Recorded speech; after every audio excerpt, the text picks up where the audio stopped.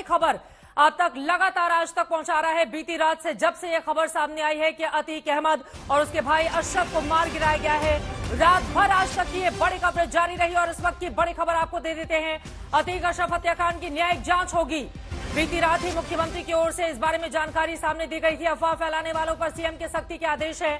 आरोपियों से पूछताछ में नए नए खुलासे भी हो रहे हैं। बड़े माफिया बनना चाहते हैं तीनों शूटर्स, जो उत्तर प्रदेश के बांदा, हमीरपुर और एक दूसरी जगह कासगंज का रहने वाला है। पूरा प्लान तैयार करके आकर इन लोगों ने हत्याकांड को अंजाम दिया। इनकी उम्र देखेंगे तो बहुत ज्यादा नहीं है, 30 से 35 साल के बीच में ही इन तीनों की उम्र नजर आती है। हमलावरों के बयान माफिया बनने के लिए वारदात को दिया है अंजाम।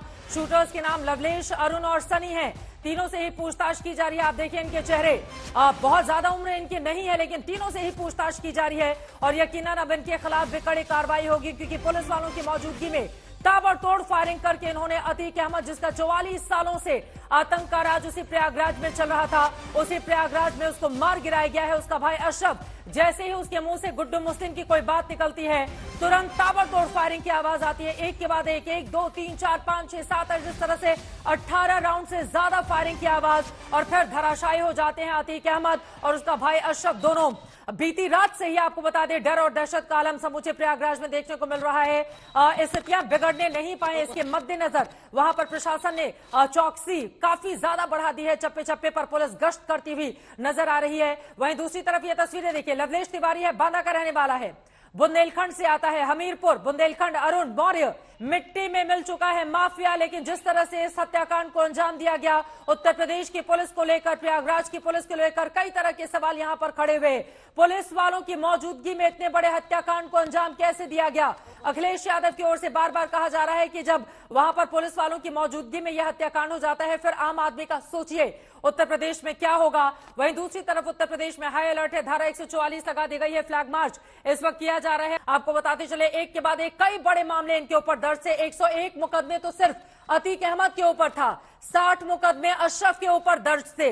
परिवार का शायद ही कोई शख्स हो अतीक का जिसके ऊपर मामले नहीं दर्ज हो। आतंक का राज करते थे ये लोग, लेकिन उत्तर प्रदेश की सरकार से और यूपी के पुलिस से सवाल पूछे जा रहे हैं कि आपकी सुरक्षा व्यवस्था कैसी है?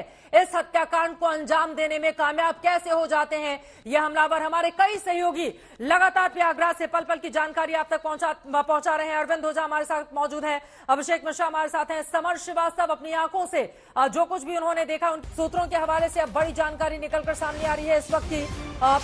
अशरफ की पत्नी एफआईआर के लिए दे सकती है तहरीर।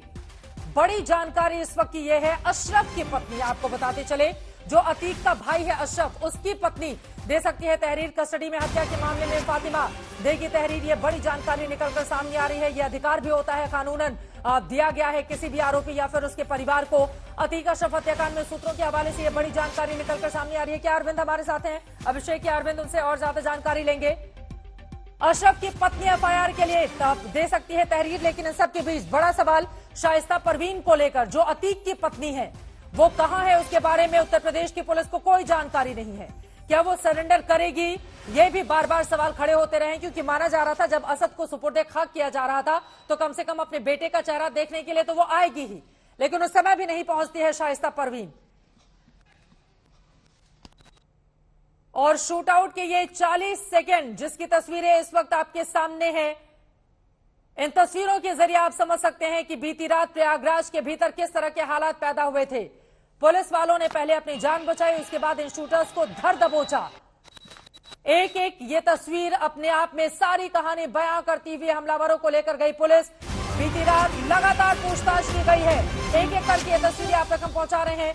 लेकिन अतीक अशरफ हत्याकांड पर अब आज तक का बड़ा खुलासा आपके सामने रखते हैं। बड़ी जानकारी ये निकलकर सामने आई है, पुराने अपराधी हैं, गोली मारने वाले, तीनों के तीनों आरोपी, उनसे पूछताछ की गई है और पूछताछ के दौरान बताया है कि बड़ा माफिया बनना चाहते थे। आरोपियों का बयान आया है, बड़ा माफिया बनना चाहते थे, हत्याकांड करके माफिया बनने की कोशिश में थे। बांदा, हमीरपुर, कासगंज के ये तीनों ही शूटर्स, जिनको पुलिस ने देखे, तीनों कम उम्र के भी हैं, बहुत ज्यादा इनकी उम्र भी नहीं है, 25 से 30 साल के आसपास, 35 साल के भीतर ही तीनों की उम्र दिखाई दे रही है। इनकी सारी माफियागिरी अब पुलिस निकालेगी, क्योंकि पुलिस वालों की मौजूदगी में ही इन्होंने अतीक और अशरफ को मार गिराया है। हालांकि उन दोनों से किसी की भी सहानुभूति नहीं है। एक जैन जी क्या हमारे साथ जुड़ चुके हैं फिर से? जी मैं आपके मैं सुन रहा आपकी हूं। बात बीच में रोकना पड़ा था। एक बार फिर से, ये जो बड़े माफिया बनने की कोशिश में जुटे थे, देखिए तीनों की उम्र 25 से 30 साल के आसपास ही नजर आ रही है। अब इनकी सारी माफियागिरी जेल के भीतर निकलेगी।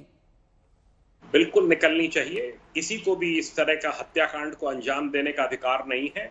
उत्तर प्रदेश पुलिस इनका पुराना आपराधिक इतिहास खंगालेगी। इन सब के खिलाफ बड़ी कड़ी कड़ी कार्रवाई होगी। इनके गैंग में अगर और भी इनके साथी सम्मिलित होंगे, वो भी सब अकाउंट फॉर किए जाएंगे। और ये बहुत जरूरी भी है, क्योंकि अगर इनके जी खिलाफ कार्रवाई नहीं हुई तो ये जो बीमारी इनको लगी है बड़ा माफिया बनने की, वो फिर अपना दायरा और ज्यादा बढ़ाएगी। इसी वजह से बहुत जरूरी हो जाता है कि इन लोगों के खिलाफ कड़ी से कड़ी कार्रवाई हो, ताकि वो नजीर बने और अपराध मुक्त बार बार उत्तर प्रदेश की जो बात होती है कम से कम वो किया जा सके। लेकिन विरोधियों के निशाने पर मौजूदा सरकार इस वक्त है। और आपको बताते चले कि इस वक्त की बड़ी जानकारी ये निकलकर सामने आ रही है, सीएम आवास पर किसी के भी आने जाने पर रोक लगा दी गई है। उत्तर प्रदेश सीएम ने आज के लिए तय सभी बैठकें टाल दी हैं। ये बड़ी जानकारी निकलकर सामने आ रही है।